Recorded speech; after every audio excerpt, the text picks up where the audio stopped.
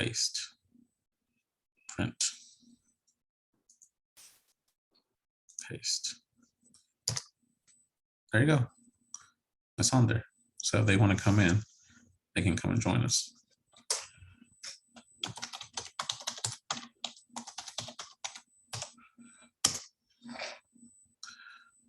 That's cool. Okay. So if they want to come in, they can come and join us. Easiness. Hey, there's Virginia. That's cool. Hey, Virginia. So if they want to come in. Hi, How we doing? I got a message about this. I thought I was an hour late because it said 6 o'clock. But that was 6 o'clock Central Time. 6 o'clock Central Time, exactly. I'm doing fine. So, so yeah, I'm trying to get everything set up right now. It's like last minute thing, Virginia. So where are you from? I'm in Florida. Nice. How's everything in Florida? It's pretty good. So what do you do in Florida? I'm right now I'm doing TC. Okay. So how busy are you now? I'm just getting started. I think I have my first client. Oh, congratulations. You're well. Oh, thank you. And so, you know, I have Angela here. She came from California. We're actually doing a little mastermind on her. And then you want to talk about it? You're the one who's learning, not me. Yeah, so has been with Victor for a week. So has been really feel like already the 10x growth in my mindset, in my business plan, in how to personal development. So yeah, every day the conversation was very, very deep dive. So we started with the mindset. Well, actually we talk about the mindset every day because it's a process of evolution. So we started talking about define my buy box and my landing box. So that's start really clarifying so many things that I want to achieve. So I've been putting me right on the right path for this year. So and on the other hand, you know, that's really helped me to define my growth, but also, you know, like today we drove around, look at the land. So Victor really showed me how to look. A piece of land is not a piece of land. It's what's all is around it. The economy, the industry, the people mix around it, the commerce around it, really give me a holistic new look about how to evaluate a piece of property. Underwriting is just a number thing, but there are so many things that the numbers cannot tell. And these are the things that I would not be able to pick up the wisdom without Victor really showing me on site. So we've actually been having quite a bit of fun, you know, just driving around, getting everything done. So, you know, she wants to, you know, supercharge her real estate knowledge. And one of the things you have to do is to know your area. And it's going to be the same thing for you too. If we're going to, when you're a TC, right, you got to understand the processes, understand which states are you specifically in Florida you're going to be doing, or you're looking to do like different states as well? Well, right now I'm doing Florida. I would probably want after that probably just do title states, since the processes are fairly similar. Yeah, Yeah. absolutely. Well, I used to live in New York, which was a landlord state. I mean, a attorney state. Yep. And the biggest problem was getting two attorneys that actually got along, because otherwise it was a nightmare. I can only imagine. I can only imagine, because you know you're having all that you need to do, right? And then on top of that, trying to get it going, it's like, holy crap. It's just one headache after another. Yeah, attorneys are bad enough, but when you got two of them, it's even worse. Oh yeah. Are you just going to be doing TCing, or are you looking to also be part of a mentorship? I mean, doing a buying real estate? Right now, I'm just concentrating on on the TC stuff. Oh, gotcha. Because I've been bouncing around doing a whole bunch of different things. But what I have to do is just concentrate on one. Gotcha. No, one thing. that's one of the main things we want to do is become an expert on one and master one skill and become an expert on it, right? Yeah. So how you doing, Nathan? Hi, Victor. Can you hear me okay? Yes, I can. How you doing? Oh, doing great. I just got off the phone with a potential investor who reached out when Vina was explaining her in the chat.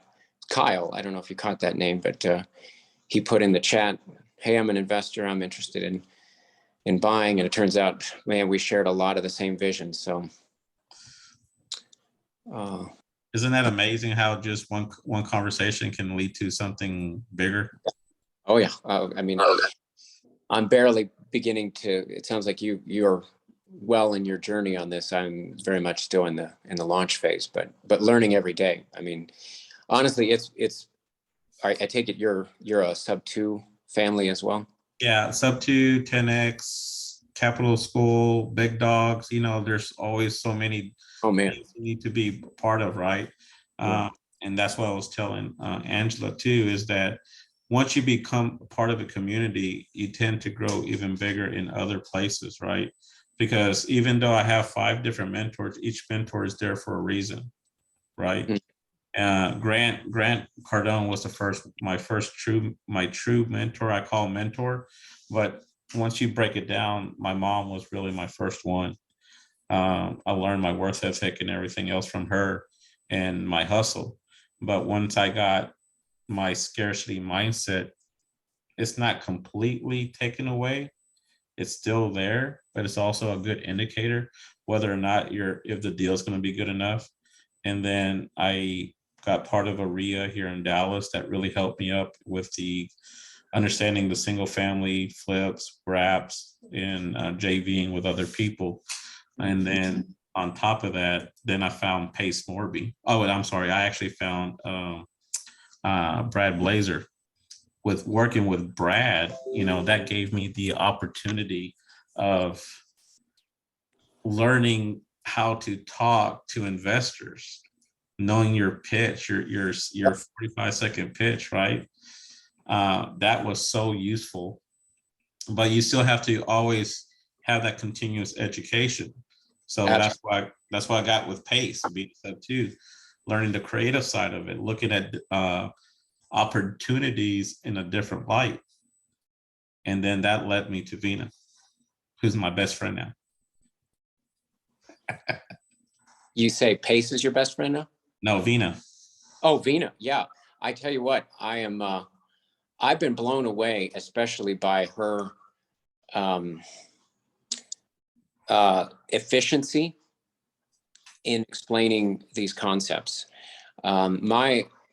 I probably owe her I certainly owe her a testimonial, but I sort of feel like I need to get a little further along to have more to testify. But regardless, I mean, when I jumped into sub 2, the community, of course, was awesome, but the vast parameter space of what you could do, it was only Vina's voice that resonated with, like, this is the direction I need to go in. I mean, I know that I want to have awareness of all these other things that are going on, but there's, I can't do all of them. And I'm a buyer in multifamily. That's definitely and so I need to learn that. But it's only been her getting into the technical details that has brought enough confidence for me to go to brokers then and say, I'd like to, I'd talk to you about, this entire city block over here or something like that. I would never have done that without getting, not only just the lingo, but obviously the formulas, all of the stuff down. And Vina was the one that has done that. So it almost feels weird. I paid so much for the PACE course, and the value has come from this $39 that I've so far invested with Vina. So I don't know, it's just the way things go, but you're telling me that, man, connections are a lifelong thing and you got to just keep pursuing them. Absolutely. It's because you made that connection with Sub 2 that led you to Vina. If you really dissect it, that's really what it was. It's So really, what happens if you didn't do the investment with Sub 2? Would you ever known Vina Jetty? Never. So don't take, a lot of people, this is one of the biggest things that me and also Angela talk about. Don't worry about the pennies, worry about the dollars, because the dollars is going to surpass the pennies that do the initial investment, because that initial investment is going to pay so much dividends into the future that it's going to be, how did I get here? That's the beauty. You can tell a story on how you got to that point. And you're absolutely right about Vina, is that she gives so much value, and the way she teaches is so simple. Yeah. It's just something about it, it just resonates with me. And it actually subscribes, rather than being even close to a chore, it's a joy to learn. It's not like, oh geez, I got to put myself through this or something. It's like, this is what I'd prefer to be doing. And I have a very exciting W-2 day job. I prefer to be doing this. It's even more fun. And so it's been a fabulous journey. I really appreciate what you said there, Victor, about the, it's a chain reaction, and don't forget where it came from. Yeah, absolutely. Thank you for that. Yeah. So where are you located at? I'm in a mountain town called Los Alamos out in New Mexico. Oh, I know where Los Alamos is. Do you? Oh my goodness. Do you know the movie coming out about our town? We've got a trailer out there now, Oppenheimer. Oh, really? You gonna show off the atomic bombs and everything else? It shows off the more nuanced questions that you have to wrestle with. I actually went to school to become a laser technician, and my professors were actually worked at Los Alamos. Oh man. Okay, small world. And so there's a lot of stories that they weren't able to tell us because it's kind of hush hush kind of things. Yeah. Like if we tell you, we got to kill you kind of concept. Yeah, well, it's more like they get in trouble. Yeah. But you got to bury the bodies, right? So Yeah. what are you working on right now? I work in high energy physics. We have a big 1.5 mile long particle accelerator here. If you're talking about technical work, That's I don't know. cool. If you're talking about technical work, that's what we're doing. Really technical work. So Yeah. what projects are you working on in real estate? In real estate, we're looking at it's related to the laboratory. The hiring demographics are really driving our local business vision right now, and that is that it's across the entire Department of Energy. But so many people have reached retirement age that they're retiring at rates that we're barely able to keep up with in terms of hiring. And people love the area so much that they tend to stay in their house, or at least they stay around. And it's creating a housing crisis for us, meaning the new hires that have come in, either they have to wait quite a long time for a house, or potentially they don't find a house. And we're talking about 2,000 people per year being hired into a town of 18,000. Whoa. Yeah, so we put together a business plan where we said, let's take this problem apart. We're not going to solve all of it, certainly not as two individuals, but what we want to do is develop, with a focus on multifamily, a series of short-term rental rooms for executive housing, so that people, when they come into town, we can say, okay, first of all, welcome to town, but you need to focus on your job and get successful instead of running all over the place trying to find a house right away. Build your network, stay with us for 90 days in one of our homes, and you can take your time to get to know the area. And if you want to live up here, or if you want to live in Santa Fe, if you know the area, there's other areas you can live. So basically, we want to provide that option for people to take a breath when they are starting their career in our town, and be a little bit more deliberate about where they buy their home and is it the right home for them. So it's a pretty big need. We're 2 short-term rentals into that already, but we really feel that to move the needle, we got to get into multifamily to do it. I got a suggestion. Maybe it may Yeah. not fit your avatar or your flavor, right? Have you ever thought about doing like a mobile home park, a manufacturing housing community or something like that? Because it's pretty fast paced and you're able to really fill it a lot quicker. I have. I'm glad you brought that up, Victor. In fact, I reached out to Boxable. It's one of these pre-manufactured ones. I love Boxable. Yeah. The problem is that Los Alamos is run by a county council that is very much against that. Gotcha. Doesn't mean that it's a no. It just means that I haven't yet figured out, rewind. I wasn't in sub 2 before November, so I'm not used to thinking of most of these things. I'm pretty sure that the right people could be persuaded, but right now, the two problems are that one, land is an absolute scarcity, and it's held by mostly the federal government itself. Gotcha. Other are Indian reservations and national parks, so we're boxed in by all those people. Now, I'm not scared by that because, in fact, I'm even hoping to use the fact that there's a movie coming out about our town. Our town is getting discovered, and the government could lease land to me or to my team or properties of, there's a lot of solutions. It's just somebody's got to get in there and start proposing some new ideas.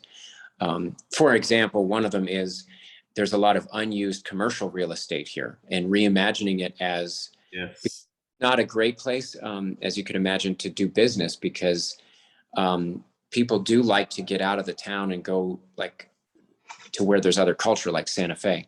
So it's not a perfect place to run a business. And so there's a lot of empty buildings, including, if like Smith's or Kroger or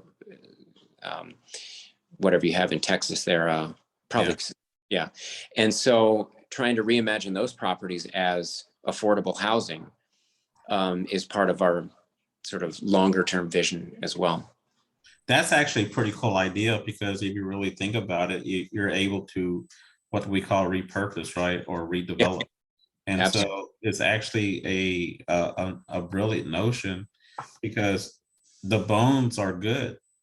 You just have to go inside and regut it and set it up for what you want. And some of those you're able to do 2 stories because the ceilings are so tall. Exactly. Yeah. So we sketched out something in the bank boardroom here locally, where if you imagine a big Kroger, there's an old Kroger store. They upgraded and moved somewhere else, but there's an empty old Kroger store. It's just imagine a big box, but 2 stories with a bunch of skylights already in the middle. And I said, what if we just on the perimeter built housing and there was an open area? I guess in Texas, you've been to the Gaylord, right? Oh, yeah. Make a mini Gaylord in that there's like a gardens inside or something like that. And people have a common. You put trees and fountains and make a little walk trail and everything. Yeah. Whatever you can fit in there. But the idea would be that these folks are happy to share some common area, and now instead of it being a dead Kroger carcass out there in the parking lot, it's some kind of, solution. So anyway, that's the kind of way we think. My wife and I would join us. My wife's name is Daniela. She's the chief technology officer for a company out in the Bay Area, but she works from home here, except for today. She's in the Bay Area for a board meeting. And she's more of the integrator. I'm more of the visionary. And so if you've read Rocket Fuel, we need each other. And I've got an idea board that's 20 deep. Look at that. Yes. Hey, yes. Guess what? Look, ready? Nice. Oh, fantastic. From the best. Yeah, that's very cool, Victor. I resonate with so many, and not surprising, of course, but I resonate with so many things that I've heard you say. Oh man, I appreciate it. Thank you very much. Ash, average car, man. You still there, or are you still driving, man? Hey, how are you? I'm doing good, brother. How you doing? Good, man. Jersey, right? What? Yeah, New Jersey. I'm looking forward to meeting you in March. Hey, Nathan, you should join us in March. We're going to the 10X Real Estate Summit with Grant Cardone. Oh, Grant Cardone. Okay. Well, I'd sure consider that to be with you guys mostly. Yeah. Yeah, I think it's going to be good. I finished. He has an online course. I finished. It's pretty good actually. But I have to say, this LegalZoom was phenomenal. Like yesterday, I was blown, man. I was blown yesterday. With that, or day before, was it day before or yesterday? I don't know, with Nick. Yeah, that man, those two together. Oh my I God. was actually, so I was, I was very confused before this, that, how the whole process goes, and, how do you start raising money and this and that, and it almost seemed very daunting, but I think the way he explained it, it was phenomenal. It was really, really good, really crystal clear. I do have a few more questions for him. I think I'm going to ask him the next time we have it. I think 17th we have it, right? I was Yes. actually thinking of coming down on the 16th to Dallas, but my wife already has a trip planned for us. So Uh, I'm not, so otherwise I would have flown down. take a detour. Take the long way. I wish, man. It's like not just our family. It's with another family. So we're going away for like it's a long. We're sort of doing like a long weekend. And so that was already planned. They've already booked the Airbnb and stuff. They were about to cancel, and I was like almost very happy. I was like, well, are they canceling? Maybe I'll just catch a flight and go down to Dallas. But that didn't happen. It's funny you mentioned the meetup because it was funny. Vina actually texted me this morning. It's like, hey, how are we doing with the meetup? Because it's Karnak has a craft beer pub, and so we're having the meetup there. And so we're getting everything finalized for Vina and Nick. And so if you looked at my post, if you follow me on Facebook, I actually put it there and in the address. I saw that. Yeah. Yeah. No, this is fun, man. I love it because I think I'm getting the right direction that I need in this. I am really looking forward to whatever, Veena is doing. And of course, I'm very excited about your goal of 2023 units in 2023. That's the play, right? And so one of the things that we did today with me and Angela, I was driving her for dollars, right? One of the things that I saw that. yeah, one of the things that we're looking to do is kind of change her mindset. There's a 5-acre piece of property here in Texas that we want to take down. It already has 11 mobile homes on it. Oh, wow. To remove those and find a new home for them down the road at a different location to build a new mobile home park, or even sell them to someone else who needs them, as long as we take them out of there, and then start looking to redevelop that 5 acres. If not, the next lot over is an additional 2.5 acres, so 7.5 acres. Wow. Redevelop that into what the city wants. Having conversations with them, seeing what the needs is. The needs always affordable housing. Everybody knows that. Yeah. That's the space that we're into also. Like we're also into affordable housing, looking at, Section 8 and relatively lower income. So that's a space that as a team we're thinking of operating in right now. And so that's another thing that I was talking to my partner too, is to figure out if we can build a good, nice B class, 70 to 80 units, and test that out, because it's going to be a doable, or even do a duplex concept around that 5 acres, so we can start looking at another affordable way for living, either make it into a rental property or even a owner finance situation for people to come in. Yeah, I think that's a fun project to do, man. I think the only challenge with these projects I feel is that you have to wait for the returns, right? And the amount of time that it requires is usually going to be longer than what you anticipate. And that's, I think, where the challenge lies. That's why I'm trying to shy away from like big construction projects. I mean, I find them very interesting. Like I did my house, we constructed our house from the ground up, and man, it's rewarding now that we're living in it. But when I look back, I'm like, was this really worth the headache that I took? What was it really worth it? It was very stressful. Now you realize it's worth every single struggle. But I mean, the good thing is I know how my house is, and the good thing is I know, like, where everything is in the house. But I'm like, I could have just bought a house. Why did I need to do this? Yeah, but just imagine if you bought the house, you wouldn't have the little nice knickknacks that you wanted, the little curves here. Sure. And room and everything else, because it's like, then you would have said, man, I should just build my house. Well, you know what? I think the bigger in the bigger picture, I think what that did for me was it actually made me sort of more resistant, more resilient to risks, and increase my risk tolerance. And so I think when I look at it, like now when I'm looking, even like I bought a property that was like a gut job. If had I not done my house, I probably wouldn't have bought it.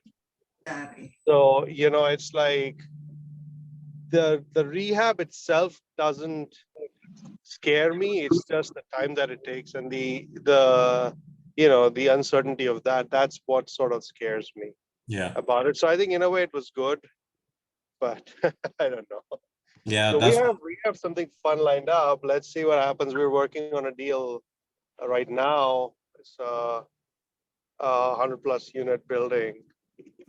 We're going to see what happens with that. I'm trying to see if there are other buildings that we can take down in our market, and we're trying to do this creatively. So that's actually the exciting part. We're trying to take down a 100+ unit building with almost zero to little money out of pocket. is that the one in Ohio you were talking about? Yeah. That's the one. So we're trying to take it down with little to no money out of pocket. Man, that's a hell of a goal, man. I know you can do it, so keep on hustling, don't stop, and don't Yeah. be afraid to raise your hand to ask if you need help too, man. Yeah, sure, man. And then as well, it's like you're going to get to a point that everybody here needs to learn how to raise capital, right? And that's one Yeah. of the legal Zoom that you're able to basically what Vina really helped us. She pulled the curtain behind and you're able to see what's inside, right? Like Yeah. lifting the hood on this badass race car, and you can see what type of engine and all the components inside to make it tick. Able to meet Nick, able to do and have a public adjuster in your team to help you Right. out, to walk the property, having a good contract lawyer, as well as a great CPA. On top of that, with a good bookkeeper and everything in between, right? Yeah. It's just some of those little the little secret sauce that it really takes to build a true team. That's true. I think she's especially with Nick, I've kind of understood how to really go about raising capital. I think the thing that really clarified stuff was like how they go about when to start raising it and how to start raising it, like how to talk to people. And even the Zoom that she did with the MFC group day before yesterday, Yeah. where she talked about her story. I mean, she talks about the questionnaire that she has for potential investors. I think that was very helpful because you can start talking to people and sort of because you don't have a deal, but you can still at least vet them and see pique their interest and see if they would want to do something in multifamily or in real estate, and have them have a list of potential investors for your deals. So that way you have a team ready, and you have of investors ready, and you just basically you get a deal and you just go to them and be like, hey, we have this, are you interested in this? So I mean that was really, really helpful. Absolutely, because you're able to simplify everything, because there's a lot of unknown factors, right? Yeah. Did you take any did you look at anything else to learn how to raise capital, or are you just Oh yeah. okay? What all? Because I read Michael Blank's book. I think that also clarifies a lot about how to raise capital and how to sort of do it. You start preparing for it. So I think that also helped. But Yeah. what else? What other resources have you used to learn how to raise capital? I actually had a mentor. The dinner that you saw me on, that I posted on Facebook. Yeah. My mentor Brad Blazer was there, and he's my mentor to raising capital. He teaches you the do's and don'ts on how to do it, the understanding on which one you should do to raise capital, Rec A, B, C, CF, and all that. Understanding the do's and don'ts and how to what not to say and how to say it, right? And- Okay, so that's really key because that's where the the devil is in the details, right? Yeah. So that's key. And Does so- he have a course or what does he or does he have a mentorship? Yes, he does have a mentorship. I actually posted on my Facebook. I'll send you the link and everything else too. Yeah. And then his course is really reasonable. We Okay. have Zooms on Thursdays at 5 o'clock Central Time. He's Okay. based in Houston, Texas. So he's a Texan. So you can't go wrong with that. He's also known. He has his own brand. His brand, the $2 billion man. So Oh wow. Okay. he actually raised over $2 billion Oh wow. and put it into his business and real estate and helping other people. So he's actually taking a tally on the it's called Capital School, right? And Right, so the Capital Schools members there, they've raised over, I think he said over 500 million already. Okay. And growing. And so this one member actually set up a great relationship with one of the royal families in Dubai. Oh wow. Oh yeah. And so he's actually going back to Dubai because he raised over 300 million, I think it was last time. Okay. And so I could be Wow. wrong. I could be wrong on the how much the group has raised, but he just raised 300 million, and he's going back to Dubai to talk to the royal family again and see what else they can work together with. Amazing, man. Amazing. I think I need to join this, man, because this is, it's funny because for the longest time, I have another friend who's a syndicator. For the longest time, he was like, you really should learn how to raise capital because that should be your superpower. And I was like, I don't even know a thing about raising capital. I don't know why you say that that's a superpower. And I don't know, like, why you think I should be, focusing primarily on raising capital. But like now I'm understanding, the value of it. Obviously, if you're doing a syndication, you need to be doing something else other than just raising capital. But I think, I'm pretty certain that I want to do this as one of the roles in my syndication, so that we have good money flowing in for the deals. But yeah, so send me the link, please, for that. I would love to learn more about this. Yeah, absolutely. I'm making a note right now. If anybody out there who has a question, please be more than happy to raise your hand. We'll bring you on deck uh, to talk about what your deals or if you're looking to improve. So you're right. Whenever you want to do a syndication or you got to have a superpower to be part of a multifamily team, it's only three categories, right? Asset management, operations, or the capital stack. Capital raising, right? Or raising capital. We got to use the right terms, right? Right. We're raising capital for the deal for the equity fund. So you have to know what the how it's set up, because whenever you do a syndication, you have to have your SEC lawyer involved, and then you got to figure out what Exactly. rec are you using. And a lot of times it's going to be a C, right? And so It's gonna be it's gonna be 506B initially, and then it's gonna go to 506C.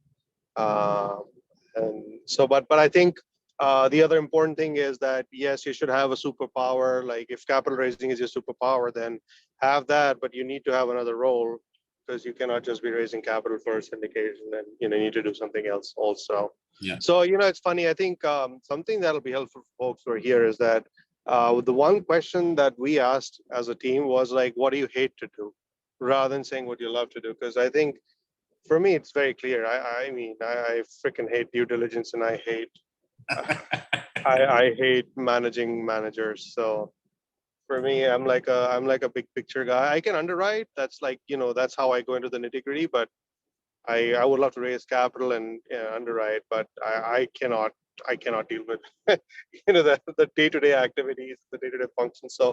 So I think that's an important question to ask. Like, what would you really hate doing in this in a syndication, because you need somebody else who would love doing what you hate doing. Mhm. And So so yeah, I have another mentor. His name is Brandon Dawson. He's part of Grant Cardone's team, right? 10X. yeah, There, there's something he calls the power of three, right? The power of three is you divided into three stages, and I'm glad you mentioned what you just said, because it's going to be what you're good at, what you're bad at, and what you love to do. yeah, And then you keep the what you love to do, and then you delegate the other two pieces. exactly. And you're absolutely right, man. It's like you have to know who you are. I think real estate does that. You really understand who you are, because it's not an easy journey. It's not like, just put money in and that's the end of it. It really tests you. You require patience. Well, that's one of the things that we talked about too, because that's, every time I wake up, I give my thanks, I could do my affirmation. And the one thing I always ask is making sure I'm able to be a patient person. That's my biggest struggle right now is patience. And I know that. And I ask every day to become a more patient and a more understanding person.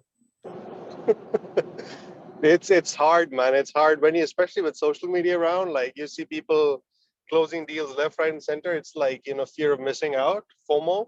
Mm-hmm. And so it's difficult in this day and age, even more so.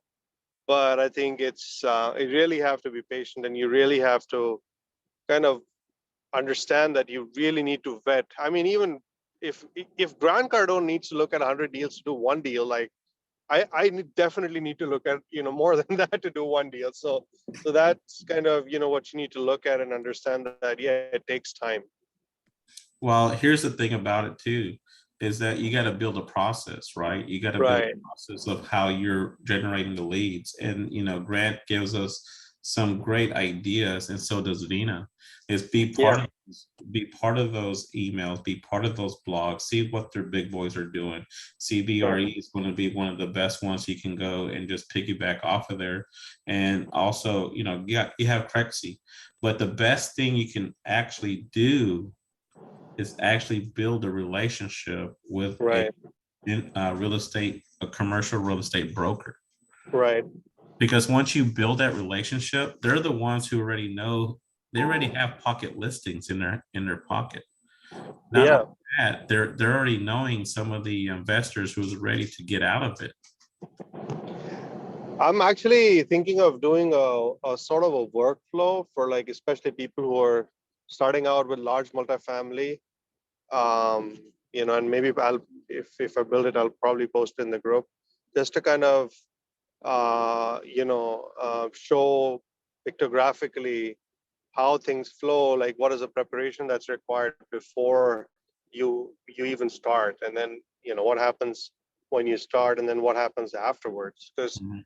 a lot of times people feel that, well, we closed on a deal and it's done. Well, no, that's when you really need to roll up your sleeves and start working on the project. And so, you have to know that that's actually more important than just acquiring the deal. No, 1,000%. It's without a roadmap, how are you supposed to get to point A to point B? Yeah, so that's why I'm thinking of doing it. I'm probably gonna post it in that Facebook group, the Vina Jetty's Facebook group. Uh-huh. I'm working on it, just so that I want to make sure that I have everything in there, and so that it gives a very clear roadmap of how people need to, what's the first step, then what's the next step, and what's the third step. And there are a lot of steps that happen simultaneously, right? So there are a lot of things that'll go in tandem. So it kind of helps clarify, okay, these are things that I need to be doing right now. Mm-hmm. And then once this is done, okay, this is the next step. So I'm trying to do that. No, that's awesome. If anything I can help you with, or we can help you with, I would be more than happy to do so. Just, Sure, yeah, absolutely. I'm still making a list. I'll probably be able to do it. I don't think it's like a whole lot, but I think what I'll do is I'll probably send it over to you just for you to see if there's anything else that we need to add to it, and then we can post it. Yeah, or we can go ahead and do a Zoom like this and post it on Yeah, Facebook, and we can help a lot more people who's, or maybe have Veena vet it, and that we can do that too. just because I don't want to miss, I don't want to miss something there, and then people posting underneath, because I want it to be like a complete list of, okay, this is the way you do it. That's it. Like, this is what you need to do. And a lot of times people will focus on underwriting and this and that. Well, that's a separate part of it that you definitely need to know. But I think, but what's the process? Like, how do you navigate this? This is the way you do it. That's what I'm trying to do. No, I love it, dude. Anything we can do to help, we're here. Sure. Yeah. Yeah. And- I'll try to prepare it today or tomorrow, and then I'll send it over to you. Yeah, I'll love it. I would love to do what I'm doing today right now. The only reason I decided to do it because we've done so much in the last week helping Angela to do her buy box, her lead box, her mindset, some of the processes that we're actually going to be talking to a real estate attorney who also owns a title company, who has a lending opportunity and also does coaching and a third party service. So we're going to be working with him and try to get that all squared away and get it all legalized for us to move forward, because we're looking to not just, we have to work in single family, because that single family is today money, right? The today Right. money is going to feed the monster of multifamily. Exactly. No, that's true. That is true. You have to. That's what I'm trying to do. Like, keep your primary job or whatever, however you're earning now money, and put a portion of it away into multifamily, because multifamily is a slow growing beast. Yeah, and you might get lucky that you might be cash flowing on day one. That's what you're looking to do anyway. But Yeah. you still have too many people, which is a good thing. You have a team, but you have to feed the team. But you also, if you have Right. investors, you got to feed them first. Victor, I have a question. So, in Grant's thing, he talks about knowing your exit before you enter, right? But I don't think he talked a whole lot about how to calculate your exit. Do you know Oh, how that's done? yeah. So you only have 3 exits. You leave it alone, you Yeah. or you sell. That's it. That's all your Right. 3. No. What I mean is, like, when you're selling it, he says that know your exit, like, leave at least, sell it at a point where it'll be at least 8% cash on cash for the buyer. Right. And I think that was a very good tip that he gave. But I'm just wondering, like, how do you calculate that at the back end to figure out what the right price is now? Well, you're going to be doing more than an 8% for the buyer, because you're going to be adding so much value to it, because your multiplier is going to be like a 1.5 or plus, right? That's going to be more than No. What I'm talking about is when you go out to sell it, like once you've acquired the property. like when a cap rate. Yeah, well, when you're trying to sell it afterwards, Uh-huh. once you've acquired the property, you've stabilized the asset, it's cash flowing, but it's time to say goodbye to the asset. He says buy the asset, but buy the asset such that when it's time to say goodbye to the asset, you're leaving meat on the bone for the next buyer, so Oh. that your asset is attractive. It's the attractive asset in the market, so that So you have a lot of buyers. I got you. So that's one of our exits on the property that we're doing the LOI on, the 100 units in Daytona. Yeah. Because that's one of the things that we were looking to do is we're going to take it over. It has a lot of meat up on the bone if we're able to capture the right price, right? But Right. what this one is 50% occupied, because it was because the first floor got flooded during the hurricane, so we have to rehab 50 doors. The other Okay. 50 are fine and they're rented out 50%. All the top floors are rented out, but the I see. first floor we have to do the rehab and also the office. So our plan is to rehab everything on the first floor and the office, and bring the rents, because it has almost a $325 gap. Oh, wow. Yeah. That's a huge gap, dude. So the plan is to do the rehab, put it in, do a building at a time, get those filled, get the first floor stabilized at the Yeah. new rents, and then sell it. Okay. Because but now you're leaving enough meat on the bone that you have the new owner to do 50 new rehabs to allow that upside. Right. I And see so what you mean. that's what kind of Grant's doing. Not that aggressive that I'm doing, but Right. enough to leave it in there. So whenever you're looking to sell, see what the market is, see what the gap is. Let's say the gap is 250. Well, what happens if you get it to $200 at the rent? So you have a $50 gap, right? Right. But over time, if they might look at something different, that $50 is now $100 gap. Right. And I see so- what you mean. So go up, but don't go all the way. right. Sort of a thing. Okay.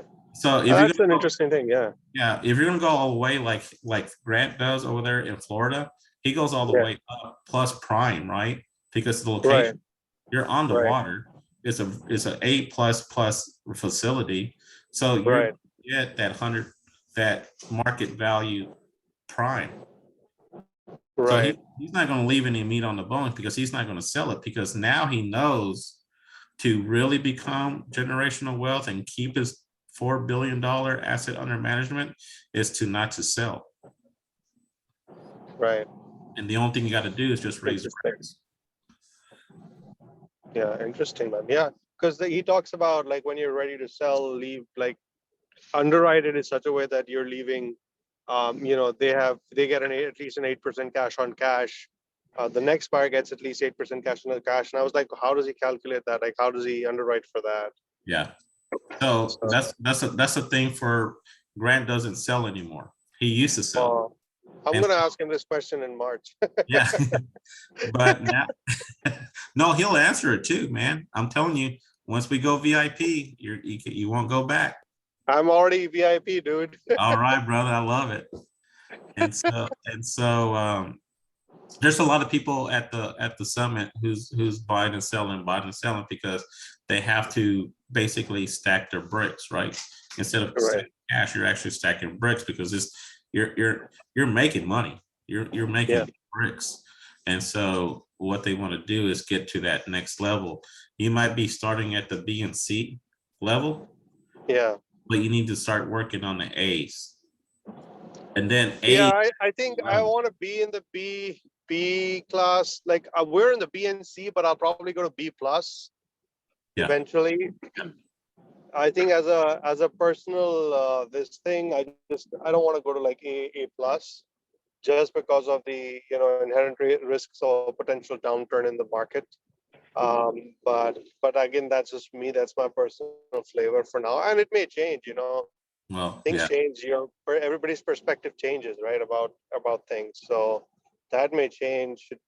Obviously, I'm going to add more markets eventually. But yeah, I'm trying to. This is a fun journey, man. I think one thing to understand is that you need to give it time and not get frustrated, because it's going to take time. And I was actually talking to one of the sub 2 members, and she was like, well, how do I do this? And it was immediately after one of Veena's Zooms. And I was like, well, if you need money now, then don't invest in multifamily, because you're not getting money right now. If you need money now, then look for something else, because this vehicle is long term. It's not like you put in the money now and you're just immediately getting a higher return on your money. No, absolutely. Because you said it best, right? You're starting here, but no matter what, you'll be evolving into a higher person, a better person, right? Because now Yeah. you have all those processes you did for the CB, and then now you can do the B plus, and then from B plus to A, from A to A plus plus, and then Right. that's going to be the time for you to just hold it forever. Yeah. And the only thing you're going to be doing is just refinancing and raising rents, refinancing and raising rents. And that's it. That's going to be the end goal for you. Yeah. when you get to that point. Exactly that, and buying more businesses. I have to, and that's the other reason why I wanted to learn how to raise capital, because once I know how to raise capital, that skill set can be applied anywhere. You know, you want to buy businesses, you can apply it there. You want to buy real estate, you can apply it there. So I think eventually I'm going to buy some businesses as well, because I firmly believe, you know, my parents, they were both physicians, and you know, now when I look back at, they had their own, we had a hospital in India, so when I look back at them, I mean, that was their only source of income, Right. and I feel like it gives me shivers when I think about it, because I'm like, if that goes down, like if that had gone down, like what would they do? There's nothing else to do, right? There's no backup. So to me, it's like, yeah, I have to have 7 streams of income, whatever Warren Buffett says, and have them in unrelated business, you know, unrelated assets, asset classes, so that even if one goes down, you have the others keeping you afloat. You know, I've been following, I'm not sure if you've heard of this amazing woman. Her name is Cody Sanchez, CODI. Oh yeah, I have. Actually, I Oh was thinking of joining her thing, mastermind, whatever she has. It's not that expensive, but I did my. not do it because I want to. You know, the thing is that if you do too many things at one time, you try to do too many things, you'll do nothing. And so you have to focus and concentrate on one thing to really excel at that thing. And so I know it was a conscious decision on my part to not join her mastermind yet, because I'm not where I want to be with real estate right now. That's why And I have it right here. Master one skill and become the expert. That's a daily Exactly. reminder for me to not to have that shiny object syndrome, because you do get off, you will get derailed, like you were saying, right? Yeah. I mean, same for the markets, right? Like when people are just starting out, when I started, I was like, oh, maybe I can choose this market. Maybe this market is exciting. Oh, this market looks so nice. And there were people like they'll send you leads in every freaking market. And then you're like, oh, I don't want to miss out on any lead, but you just need to focus on one market and just forget about everything else. And that's why we were working on Angela's buy box, right? With that, because she was like, I'm lending money all over these places. It's like, why? Just pick Yeah. one market. And so now we've decided, well, I help her, and she decided to stay in Texas. So Texas is going to be the market that she wants to play in single family, multifamily, and Right. land, because it's a good market, and everybody's coming to Texas, right? People, Yeah, everybody's coming to Texas. you got Tesla, you got SpaceX, you got Yeah. Facebook, Apple, Amazon, Texas Instruments, Samsung. Yeah. The list goes on and on and on and on and on. Exactly. No, Texas is a great market. I think it's an amazing market to be in. Born and bred, baby. Born and bred. That's awesome. Well, I gotta hop off, Victor, but it was nice catching up with you again. Please send me the info for Brad. I would love Yes, to sir. check out his stuff. Yeah, I already got a note here. So as soon as we get done with this, I'll be sending you the link and everything else. Thanks, brother. All right, brother. Thank you. All right. Bye. Hey guys, anybody out there who wants to jump on and get on stage, please raise your hand. I'll be more than happy to bring you down. So, all right, let's do Mark. Hey, how's it going there, Victor? Oh man, Mark, you know, what can I say? I'm blessed, brother. I love the sound of that. How we Awesome. doing? Cali, Good, huh? good. Yeah, I'm Callie. I'm got invitation by Angela, but I'm gonna be boots on the ground in Dallas by 5:50 tomorrow. Is that right? Correct. Yep, 100%. So I'll be at the W. I got the we're gonna be setting shop up over there. I got a 1-bedroom, 1-bath at the residences at the W there. Perhaps we can connect on a couple of different things, because me and Angela spoke on Monday, and what I was planning to do there was create a little bit more of a physical hub for people to come to congregate people who are just starting, and just have a place where we can, do meetup stuff like that. And it was originally going to be a corporate rental, but while I spent time there in December, it just dawned on me that I was just really not looking at the real value of the place. Mhm. It's like 1,500 for the HOA, so we have access to a bunch of different things. Just doing a corporate rental, just to recoup the price and the money back on it would be out anywhere from like 6 to 9 months. So might as well just spend a little bit less on getting that up and running. Might as well just be over there and get deals. So I'm going to be meeting up with Jonathan Newsom. I don't know if you know that gentleman. Yeah, I know him. Yeah. So We're actually partner up on a Airbnb. oh, that's awesome. Yeah, he was the one I reached out to about corporate rentals. I don't have any background in that. But yeah, so tomorrow we're going to be there. My avatar is a visionary connector as well. Yeah, So we'll be a great connection. 100%. Angela spoke to me about some of the things you guys were thinking about doing, a barn mastermind of sorts. Dude, we've been spitballing some amazing things that I haven't even thought about until she was here. And so it kind of opened my mind because she's here to do a mastermind for her because she asked. And she was the only person who was willing to ask, hey, I would like to shadow you. I was like, yeah, we can do Zooms and everything. It's like, no, I want to shadow you. And I was like, what? It's like, but if you don't ask, you don't know, right? So she asked and I agreed. So this is her second trip to Dallas. A first trip, she stayed here for 2 days and tried to get her mindset set up before we went to Florida to Grant Cardone's real estate summit. I think that was a big leap for her, but she saw a new world in real estate, especially on the multifamily side of it, right? Because most people, whoever comes into this is always talking about single family. And how many times have you heard, like Grant Cardone being a JD Pacemore being everything else? If you really want to do something, multifamily is going to be where to go, right? But here's the kicker. It takes time to understand the multifamily part of it.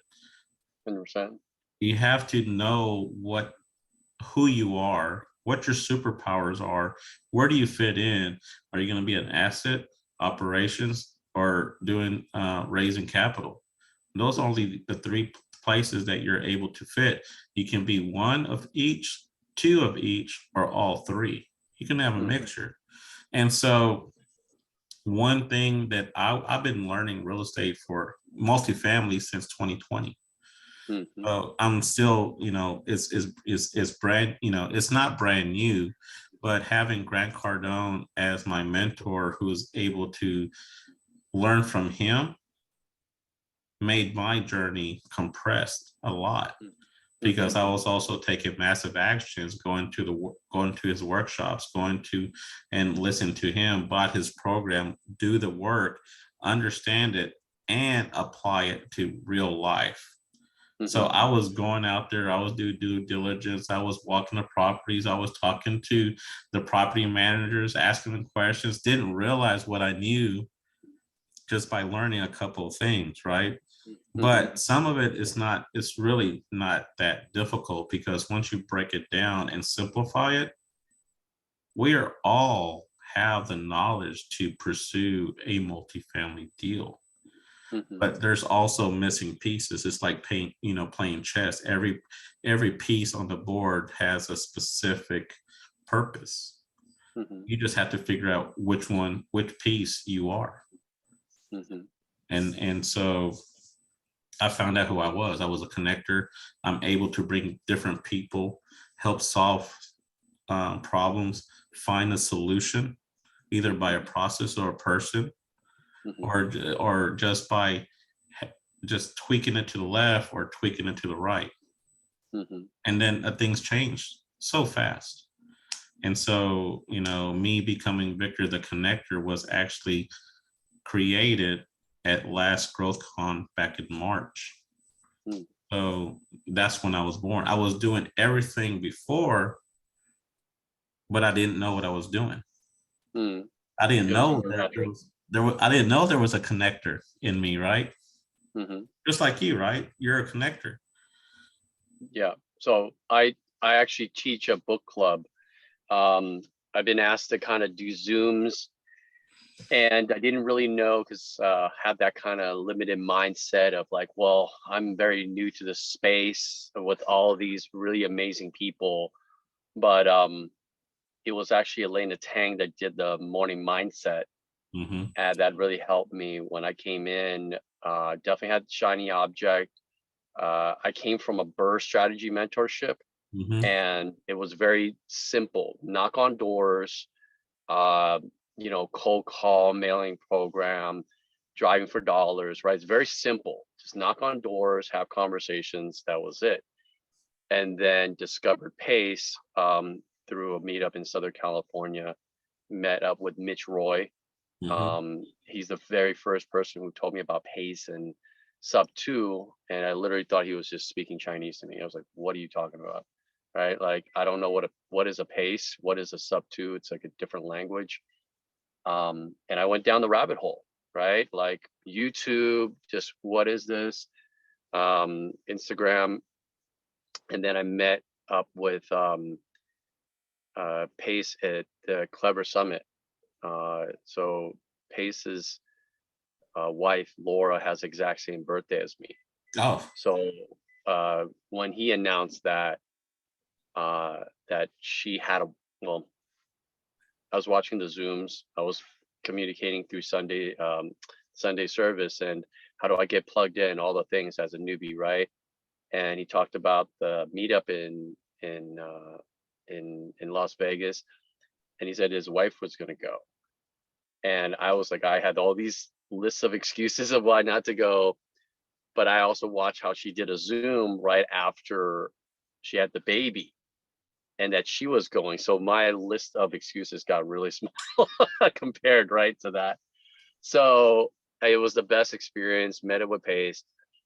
And then going into the Zooms, connected with my partner in California. That's how I got into Sub 2, connected with him, but he was not much of an educator. He was much more of an operator. He was a doer. Connected me with another gentleman and more of an acquisitions team, and started doing all the different things, Zooms, all these different things. And then the end of last year, I realized, okay, I need to kind of compress into a more clarity of what am I good at? What do I like to do? What I love to do? What do I wake up wanting to do? And what are the things I just try to put off because it really doesn't bring me a lot of joy, right? So I realized that for me, I love people. I'm much more of a people person. My background is food and beverage, entertainment, chief marketing officer, all those things. So I align way more in less Zoom, less operational behind the scene. I'm way more front facing, shaking hands, like JJ Azizian, right? Shaking hands, kissing babies, right? Or shaking babies and kissing hands. And he's the very first embodiment of connector that I saw. And I was like, oh, wow, this is a role. This is an actual role. I see how he actually operates. JJ's mastermind networking, it's amazing. That's so many people. And I realized that this year it has to be a lot more going to places, meeting people, and actually experiencing it. And when I was in Dallas, I realized, wow, this is a space that I can actually draw people in and entertain. So, long story short, I think that what I want to do with that space is be able to welcome new people in as if I was new instead of all the things. Let's just simplify it with like 1 day, 1 week stuff. just really baby step it in. On Saturdays, I actually teach a book club. The book that we teach is the book I've been teaching on is The Go-Giver, which is the Ah, connector, thanks. right? I haven't read that one yet. It's an amazing book, because it really embodiments what the connector, or Pindar is the name for the gentleman in it. And if you want a copy, I can definitely send that over to you. If not, please come in on Saturdays. It's a space where, for me, I just want to create a space for people to come in and really get to know each other in a Mhm. safe space that's not business driven. But it is, because we talk about books all the time, you know, Rich Dad, Poor Dad, Think and Grow Rich, all these books, but I don't think there's this safe space where it's not outcome driven, where we can kind of come in and just enjoy the act of learning together, like having fun learning together. Um, but yeah, so that's something I do on the side. But what I want to do at the W is actually welcome people into that space to be able to do day one stuff. Work on three things, right? Cash, credit, and sub two is creative. So I want to kind of get people a little bit more understanding about that. So yeah, so I don't know if Angela is still there, but I want to appreciate her kind of sending the invitation for this space. She speaks very highly of you. And when I don't know if time permitting or what have you, would love to connect while I'm there. Dude, Think about being there I'll for trust 4 weeks. Mark. I'll make the time. Trust me. Oh, that's awesome. Because Yeah, so it'll be a crying shame if I don't, really, honestly, because that's the main purpose of Victor the Connector, right? It's my core foundation is about relationships. That's it. That's my core. That's what the number one thing that I do in my business is build relationships. Because if I don't build a strong relationship, if my relationship with anybody is weak, it doesn't matter what kind of empire I built on it. It can come crashing down anytime. But if I build that relationship so strong and solid, it's going to withstand the test of time. Hence, generational wealth. And that's basically the first number one thing that I do is to make sure that relationship is strong, because there's people here who came on that I just decided to do a Zoom and see who can come on. I had 10 people just like that. That means that I have people who cares and wants to know what I have to say, hence the relationship. 100%. Yeah, so I love to connect and show you that space. Like I said, we're paying a pretty high premium for HOA, so I'd like to utilize that. It's a pretty interesting event space that we have. So I'm in the residences. So when you go, I think when you do come spend some time, I'd like to kind of show you some special areas that brought me some it inspired me to think about what could be created there. There's some pretty interesting spaces, and with the HOA space, yeah, when I was there, it was a little bit colder in December. From what I hear, it's gotten a lot better. It's freaking 65 degrees outside right now. Yeah, here in San Francisco, where I'm at, it's stormy. It's real stormy. It's nice for right now, so I'm enjoying it by the beach for the next maybe half an hour before the storm comes again. So yeah, we went driving and looked at we looked at apartments. I mean, not apartments, mobile home parks and everything else. It was a beautiful day. Sun was out, kind of windy. Like Texas is always windy here, but it was like 68, 71 degrees, and it was a gorgeous day. Gorgeous day. It was a good day to do what we were doing, is looking at mobile homes, looking at tiny homes, looking at mobile home parks, looking at RV parks. We were looking for her because Angela never understood that life, that thing, right? Because it was foreign to her. And so, and now she has the ability to see it firsthand, actually drive through it, and having someone explain how it works. And her mind like, Yeah. Love that. I think that's really what I want to do with that space is immerse people, right? It's so awesome that you said yes to Angela wanting to share space and shadow you, because I found in my experience in a previous mentorship, the 1 year, maybe year plus that I was in it was nothing compared to actually staying with a friend after the meetup and a little bit before in his basement and waking up in the morning, doing the things and spending time in his garage where he was actually doing deals. People came over, made the phone calls, looked at contracts. It was real. I was not trying to be a real estate investor. I was a real estate investor doing real estate investor money making activities, right? And that's when it clicked for me if I could do that. But in Southern California, where I live, I'm only like maybe half an hour away from Angela. We try to do different things, but we come in for like an hour here, and maybe once a week here, maybe a meetup, and it wasn't consistent enough, right? It's nice, but when I think about like my nephews, when they think about playing sports, soccer or basketball, just to compare the amount of time they're immersed in that identity of being, I'm now a basketball player or a soccer player, they have to dedicate time for practice. It's make space to play the games. But when I'm doing this, I'm in Zooms, I'm having phone calls, but am I really immersed in that experience, right? So this is going to be a very interesting test. Actually, not test. This is going to be a very good experiment because the idea that I have is incubator. Yeah. I'm around tech a lot, and these incubating spaces, I've been around a lot of startups and done a lot of startups, and it's this 1 to 3 year stage of this incubator where the most amount of amazing stuff happens, but it's literally like garage projects. You're sleeping and eating, ramen diet and really basic. So I'm turning this penthouse into an incubator. So we'll see.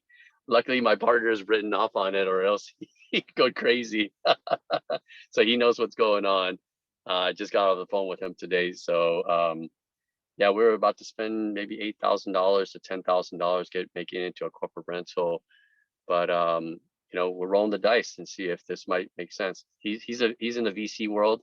He's got capital raising, so he understands, the importance of having a space and the importance of actually raising capital. And that's how me and Angela connected. And she spoke very highly of you. So when there was an opportunity and she made that post, I was like, all right, let me just jump on.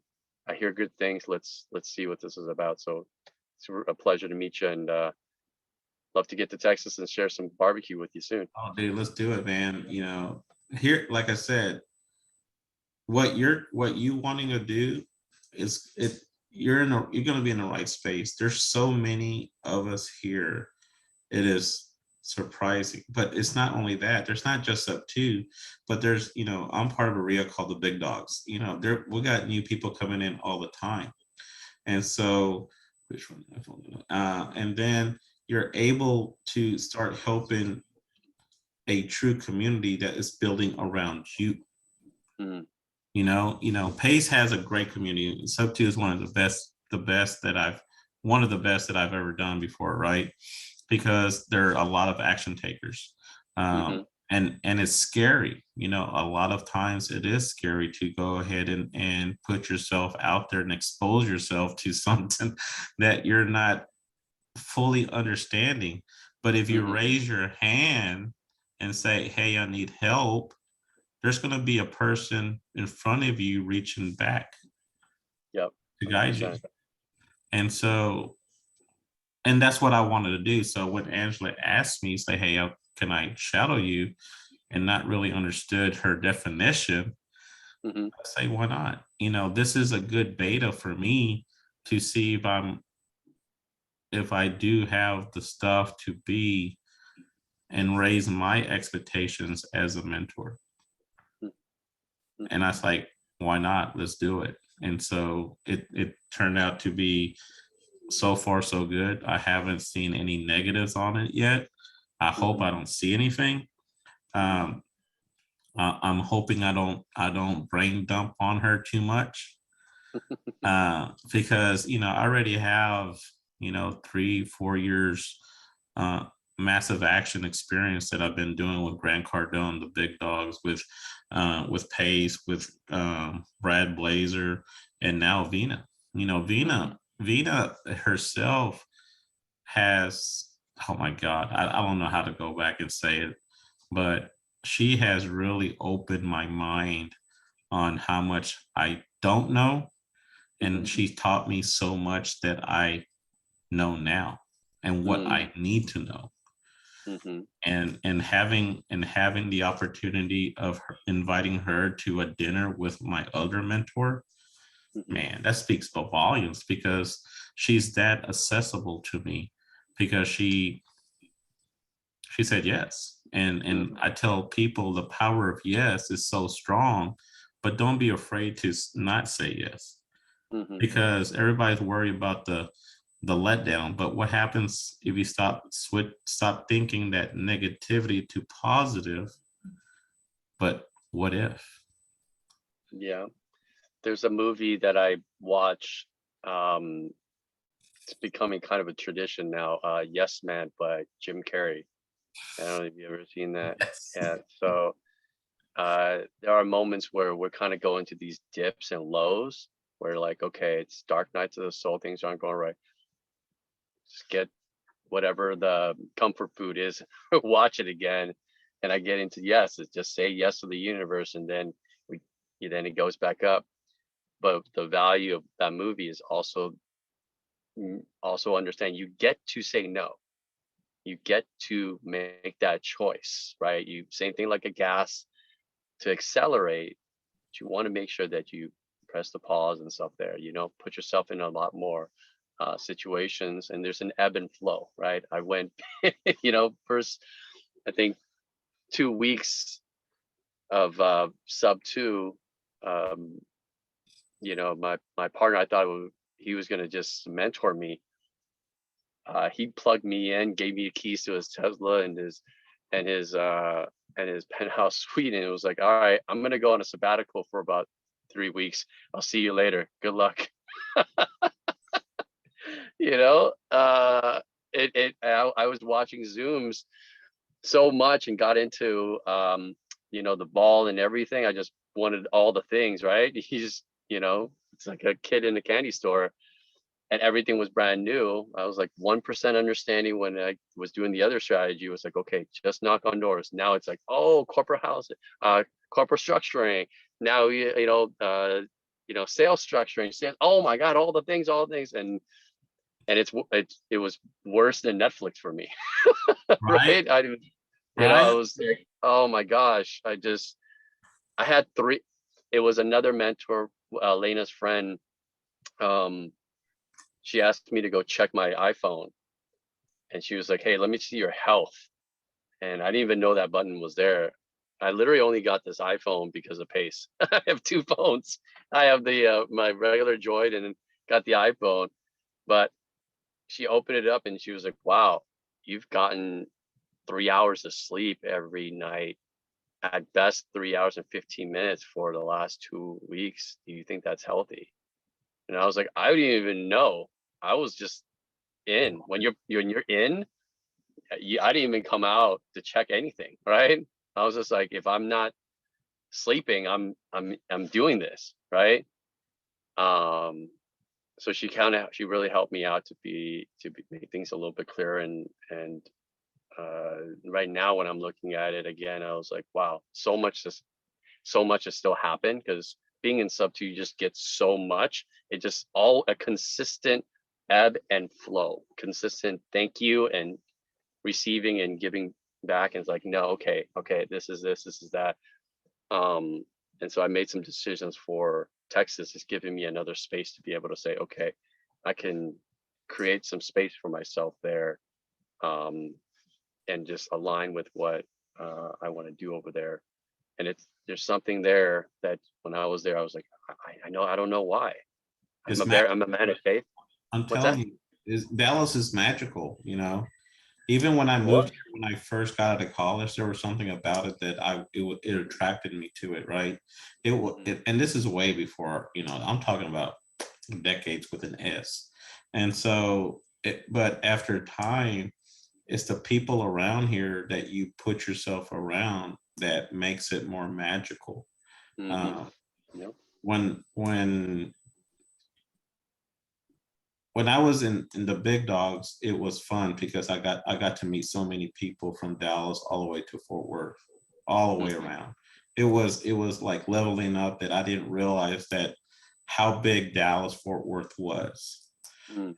And doing what I did, made money, did some deals. I just didn't. I just felt like there was something missing, right? So still doing 10X.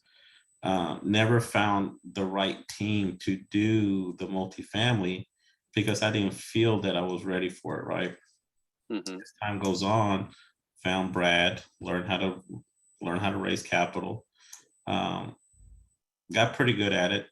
Need to, it's always continuous education. And then when I got to Pace, that season in my life, it just like really opened up because I love how he uses creative financing because that was the fuel that I needed to start stimulating my mind because you're looking at different things and situations totally different that you would ever look, and that's only in single family, right? Mhm. I took that plus 10X that I found a family that I'm able to work with for my multifamily venture. So, and they're all 10Xers. Mm. And so we all have portfolios. I have one guy who does has done 5 syndications under his belt as Wow. well at the same time. His name is Ronaldo. He's in Orlando, Florida. He's Mhm. one of my good friends and he's my partner. Mm. He does all the granular underwriting. I do the napkin, right? Mhm. And I say, hey, take a look at this. It's like, then he'll tell me, not a good deal. And Mm. then if it's not a good deal, I start asking why. And then I'll start bringing that deal to somebody else. Because why not? It's not a good deal for us, but it could be a good deal for somebody else, right? Yeah, Who's 100%. Yeah. And yeah. And so it's just giving back to the community one way or another. And then when Pace, and then I found Vina by accident. Mm. I was on TikTok, or no, I was on Instagram one day, and there she is talking about real estate. So like you said, it's that rabbit hole you go through, right? You're seeing what she was giving, and then I started following her, and then I found her on TikTok, then I found her on Facebook, then I started commenting, liking it, and then I was getting comics back. Mhm. I thought it was just a bot or Yeah. or Yeah. or an assistant, right? Yeah. It was actually Vina. Wow. And then my story to meeting her was pretty interesting because I had a relationship with another partner that she was coming down to look at a piece of property that I'm working on. It's 120 acres. So she came down with her investor friend, and she was speaking for an event. I hope Alvin's not listening. And I was at the Winston for a tax lien conference. Hmm. So it was over. So I got out because I had to do a Zoom. And I'm in the lobby. My friend was there, and she was at Alvin's Pope Johnson's multifamily conference. Mm. So then I saw Vina speaking. And I got starstruck, honestly, really, because I was like, oh, damn, that's Vina Jetty. Mhm. And my friend was during break, took a walk and started talking to Vina. I gave her 15 minutes to let her do her spill, right? Mhm. 15 minutes was up. I took a beeline and went straight where she was at. And then she introduced me, say, "Hey, Vina, this is my partner, Victor." And Vina looked at me. I know Victor the connector. I'm like, holy shit. My head got this big. Yeah, that's awesome. But from that point on, you know, there was something special about her because she was listening, she was communicating with me. I was able to hold a conversation with her. I'm not a very smart man, but I'm pretty smart. You know, I don't know everything. I know enough to get in trouble. You know, and then one thing led to another. So she did a private mastermind with Pace. I was able to get into that room, and then really understood what her superpower was. And her superpower is education, teaching people. And I was just blown up. That first day, my head hurt. Literally, my head hurt because of all the information that she was dropping, all the knowledge and everything else. And it's nothing like Grant. If you're listening, I still love you. It's nothing like Grant Cardone's ever done, you know, because Grant specifically talks about only a small portion of the entire pie of real estate and how to purchase and take it down. Yep. Vina pulled back the curtain and said, "Here, start from beginning all the way to the end." Yep. I've never seen that. And I paid for mentorships and I paid for workshops. None of them have ever went from A to Z. Yep. I'm glad you said that about Vina. One of the main attractions for me of why I'm in Dallas is Vina. She came onto a different Zoom, and I've seen her in her caliber, in her career, and in her expertise. But for me, the things that resonate the most is the person. You know, for me, I speak and listen in the amiable space, right? A lot of red personalities in our space, right? Drivers, get it, money, driver, go, go, go, and all that. You know, I've been in sales all my life. I've been around that space, and it's great, but I have a different speed of my life, quality of my life now. But when she came on, she was so genuine. She came in and definitely she 100,000% qualifies in her expertise, right?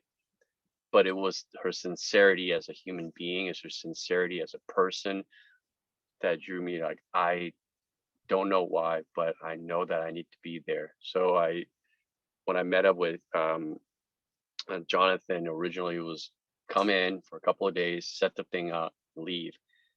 And then when I was back here in Northern California, I went on that Zoom. So, and I was like, I got to call my partner right now. The plans change. Everything's changed. Hey, that idea we have for corporate housing, forget that. I'm taking it over. We're going to be turning this into a meetup. We're going to be creating a hub there. It's going to be an incubator. He was like, all right, you know, just let me know what you need. I was like, I need you to continue to do what you're doing. You know, park more money when you start selling more of your shares. And he's parking some money. We're still doing California, but now Dallas is a new spot. And he asked me, he's like, hey, do you think we can actually plant roots here? When we were there, we spent some time in Deep Ellum walking around. We went to DFW, and I was like, I don't know. In DFW, first night I was like, I don't really know what the vibe here is. And he told me, because where the W is, it's right next to the American Center where the Mavs play. I was like, I don't really know this space, but I want to explore, right? And I just plugged in a couple of things, Google Maps. I was like, let's just get lost. Yes. Let's just get in, get a Turo, and let's just be tourists and get lost, get some barbecue, and let's not make it into a business yet. Let's just see if we enjoy the space. And you know, so we did some comedy, you know, did some stand-up comedy stuff, did some karaoke, went to Deep Ellum, hung out, and I was like, we're about maybe 7-8 minutes from Deep Ellum, a very really exciting space to be around. And this is December when it's cold and people are out here. What could this look like in 4 months, Mm. right? What Yeah. about Yeah. Q2 when April comes around? I can just imagine this space blow up because it's cold right now and people are out. Mhm.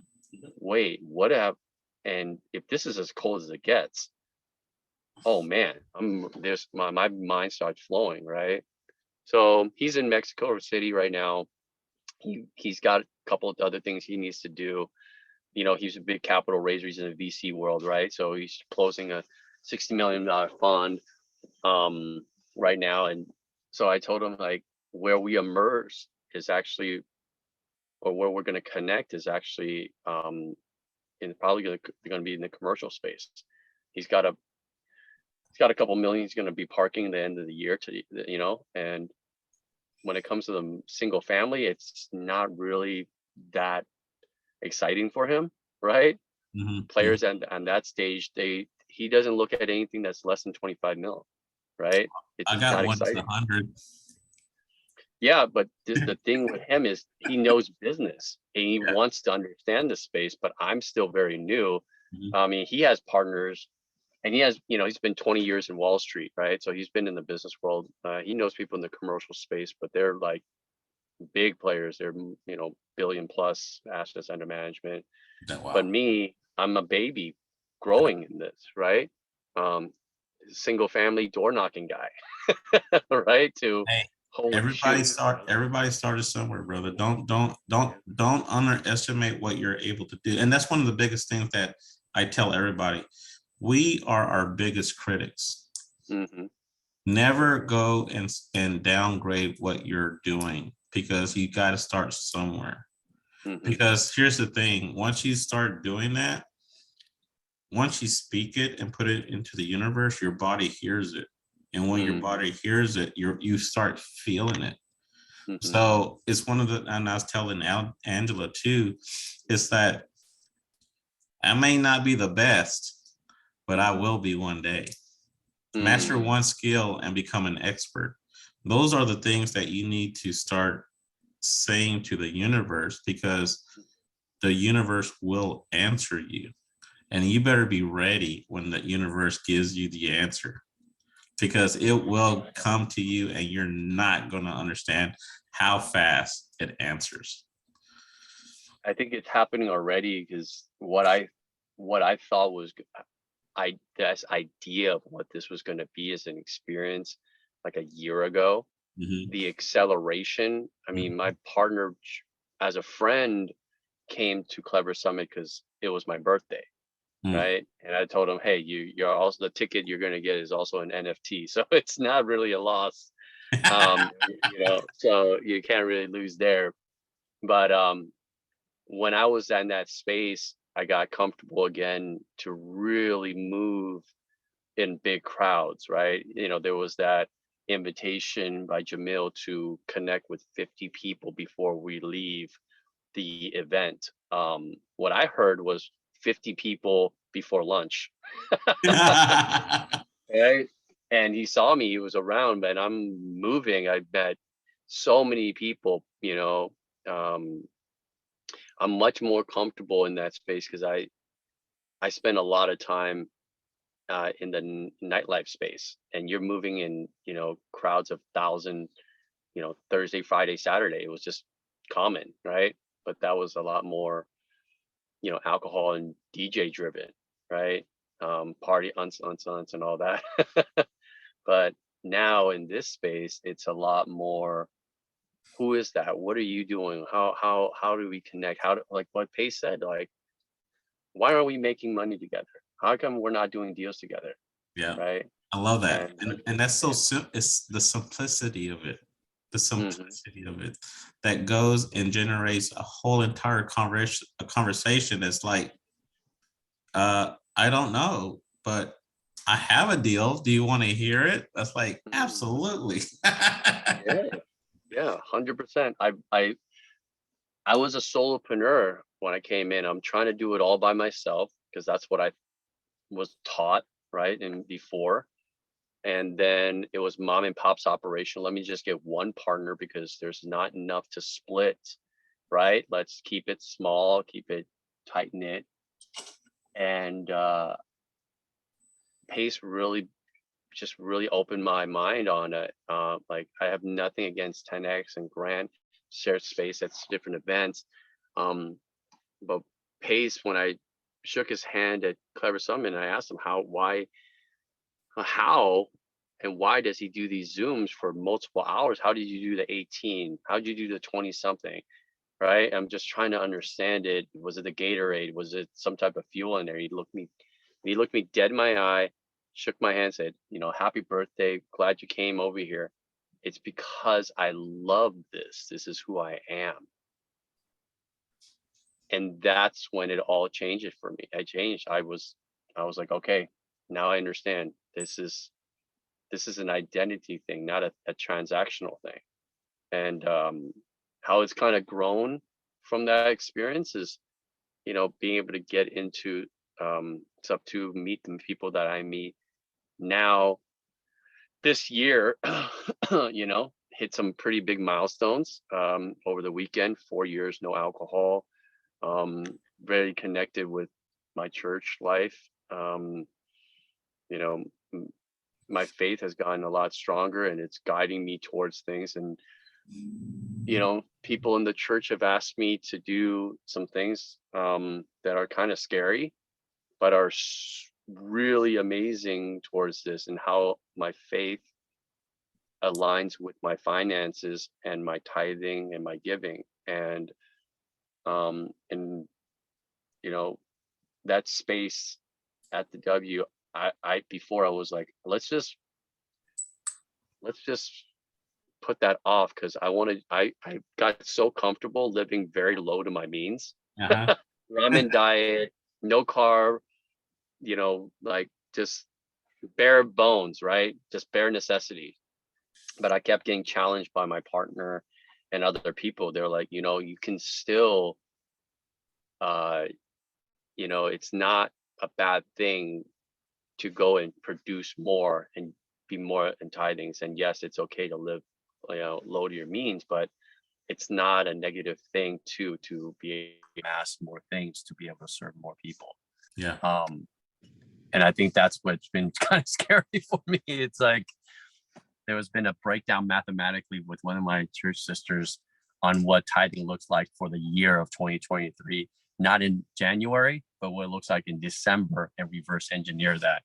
And it scared me how for her, she was such a faith, sister when I have conversations with her. But when she broke down the math to me and she sent it, I was like, on Sunday, she just sent me a thing like, has finances been connected to your faith?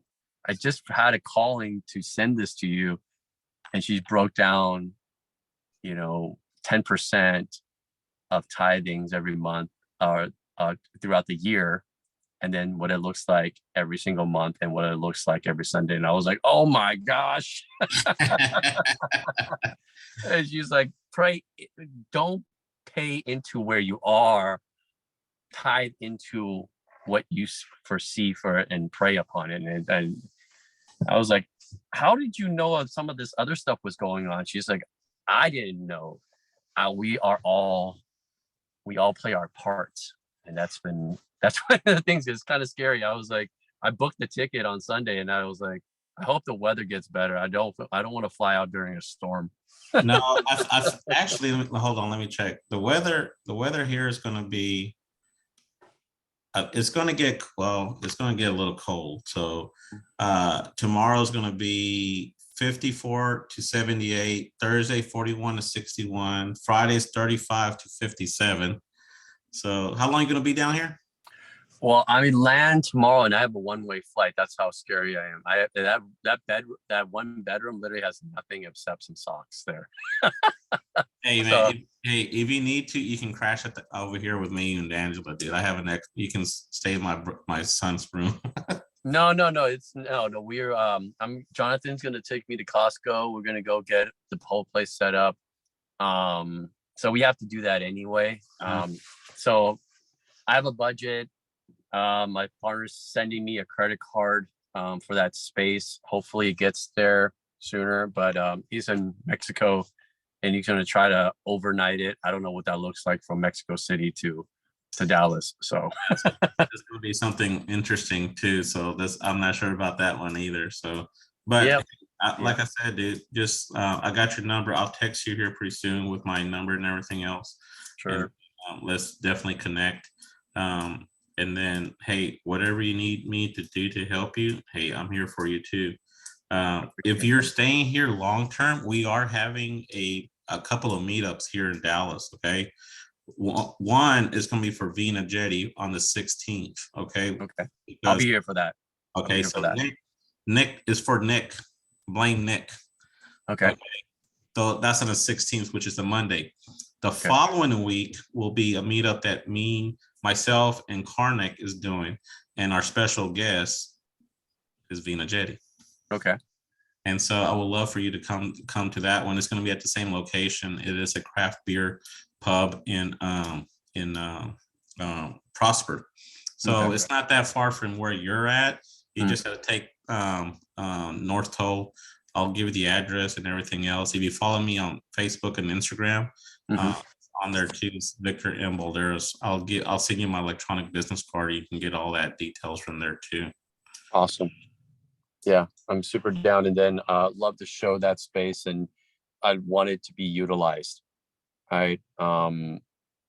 If it can provide value to some of the meetups that you're doing, if Vina can utilize that space, I want to kind of show you guys, because when I was over there, I was just like, whoa, there's this space is just perfect to throw events at. Like the majority of the meetups that I've been to, even in Southern California here, it's always been a brewery, right? Because it's so easy to do it at a brewery. Yeah. And I would have never thought to do it at the W, because the price was always an issue. But the price is already priced in because of the HOA. So I'm like, well, if we just do a corporate rental here, the person who's doing the corporate renting the space might not really care about that, right? It's going to be one person maybe coming in to do an executive position, do some stuff, be left alone and not utilizing that space. But because we have the penthouse, got a private pool, there's the W has a private pool for the W guests, but I have another private pool that's specifically just for the penthouse that we have for the one bedroom. The owner of that is a VC gentleman, and he hasn't even been there for 12 years. Wow.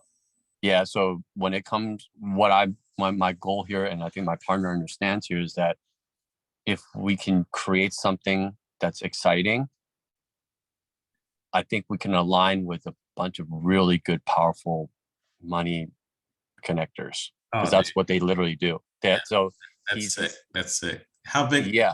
You don't mind me asking, how big is your 1-1? That's a good question. I'm not 100% sure, to be honest. Well, we'll figure that out when we'll meet up and everything else, because I'll I'll show you, and then you can come by and just so I have access to the spa. So it's spa access, and then there's private private office space that we can utilize because we're tenants. Hey Mark, you and I are gonna be best friends, right? Oh, 100%. I hope you like to eat, because I'm also a chef. Oh, that's come on, man. Once you see my physique, you see I'm a very healthy person. Love it, man. Hey, food and connecting with people, everything else after that's a bonus, man. Oh, dude, it's just, we're only here for a short period of time. Might as well have fun with it, right? 100%. 100%. Quality of the people you spend your time with, that's very important. That especially for this next chapter this year, I've been doing so much studying, so much of that. I've got too much of the studying this year. As scary as it is, my goals is in the doing. This year is positioned on action, right? Less thinking, more doing, and reevaluate after you've done the thing, right? So We're gonna have so much. Our conversation is going. I can talk. Apparently, you can talk too. So we're gonna have some great conversations. yes, So 100%. And I mean that yellow part of the personality, right? Talker, right? I have no problem with that. And I thought it was just going to be in the sales part, acquisitions, right. which I have no problem with. But meeting quality people to build relationships is more important. And I think you believe that as well from what I'm hearing, is that it's more of the longevity of the relationship more than the transaction in the front end. Absolutely. Absolutely. So I was going to give some other people. Hey, anybody out there who wants to jump on, please raise your hand. I will be more than happy to bring you on the stage so you can talk about it. If not, just let me know. I know we've been on for an hour and 50 minutes. I didn't realize how much this works, but we're here to help. Not just myself. You got Mark. You also have Avercott. I mean, I can't even pronounce his name, to tell you the truth. He's a great resource. I actually met him through Sub2. We actually had a couple of conversations and everything else, and then he reached out about the 10X. And so, there's so many ways to connect and give value to people, because don't underestimate what you're able to bring into the community until you figure out who you are, because you might be looking at a different way on how to underwrite that most people would not look at it. It could be how creative you are to find leads, or how creative you are to find money. Look at Mark. He got a partner who's pretty well off. We're doing a penthouse at the W. Like, holy crap. There's so many things that you don't realize that you have access to allow you to elevate, not only yourself, but the people around you to elevate. Now, being part of 10X, met Grant Cardone several times, part of the big dogs, met the founders several times in a great community that I'm working with. Brad Blazer, just had dinner with him, with Vina. Pace Morby, met him several times, gave me the opportunity to go to the mastermind. And of course, Vina Jetty herself. It's like, from all of the relationships and everything else, each one is very special to me, because at a certain season of my life, I needed those mentors for me to elevate myself to the next level without really knowing what was happening. Whenever you go, and it's called continuous education, right? Don't worry about the price of the knowledge, because that's just pennies. Because what you're getting in knowledge, you're able to also put action behind there. And once you put the action behind there, you're able to elevate yourself, your team. You're getting a better understanding on which direction you're going onto your journey. It could be in real estate, it could be in medical or sales, or whatever the engine is. You're able to move and get to that point and compress time. By compressing time to get to that, to get those shortcuts, trust me, guys, it's worth the price of admission, because you don't know what you don't know until you know, and then you know. So it's something that I say a lot. It's because it's true. You don't know what you don't know until you know, then you know. Because it's the unknown factor that you're getting yourself educated to get to the next point. And once you know it and realize what you didn't know, then it comes like a freaking light bulb. It's like, man, where was that 6 months ago? Where was that 2 months ago? Where was that on my last deal that I did? Because when you put and surround yourself with like-minded people, I'm not talking about your friends. I'm not talking about your family. I'm not talking about your coworkers. Like-minded people is going to be the people that you put yourself around in your community. If it's going to be the engine of real estate, it's the people that you're using around that community. If it's going to be in certain type of business, it's that type of mindset. That's the people you want to surround yourself, because they have already experienced what you're going through. When I started 10X, that was one of the most biggest, scariest, but fulfilling things I've ever done, because I was able to connect with people who are more successful than I was. Meaning I have people who are millionaires and a couple of billionaires in my phone that I would never, ever phantom to be known to. You know, it's something that you have to find a way to get into those rooms. There's many ways to get into them. Most of it, you have to pay for them. Another way is to earn them, or you pay and earn them to go to the next level. So don't worry about the pennies, worry about the dollars.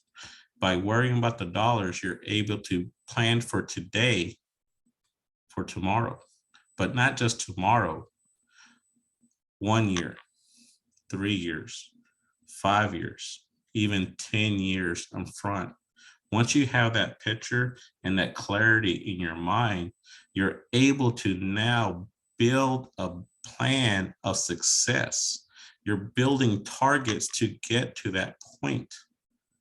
And it's going to make your journey even that much easier, because you're compressing time, because you're understanding your mission, your purpose in life, and how you're going to build your empire, your goals, your dreams to success. So hopefully that helps. And I hope that, you know, I wish everybody here an amazing 2023. It's going to make it epic. It's going to be so much fun that I cannot wait to hear your story. One thing I would suggest, guys, take time, thank who you need to thank, but also thank yourself. Because a lot of times that we don't even do that. We don't thank ourselves for doing some of the most impossible things that you're able to not realize you have accomplished, but also celebrate your wins at the same time, because you're not going to see what you're accomplishing by celebrating your wins. And even if you have a team with you, celebrate with them, but also have the focus that they're able to understand where you want to go as well. So guys, thank you very much for spending 2 hours with me. I do appreciate it, and I cannot wait for us to do this again. And if there's anything I can do, please let me know. You know how to contact me. We're friends. So just give me a text, give me a call, give me an email, DM me, or however you need to do. I will respond back. Thank you very much. Let's roll, make it count, and never stop hustling. Have a great night, guys. Bye. Thank you, Victor. Bye-bye.